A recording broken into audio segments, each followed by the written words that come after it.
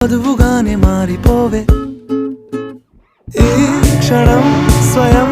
వరం ఇవాళ సంబరం ఈ క్షణం స్వయం వరం ఇవాళ సంవరం వీడుకోలు లేని తోడు అంది స్వాగతం ఈ క్షణం స్వయం వరం ఇవాళ సంబరం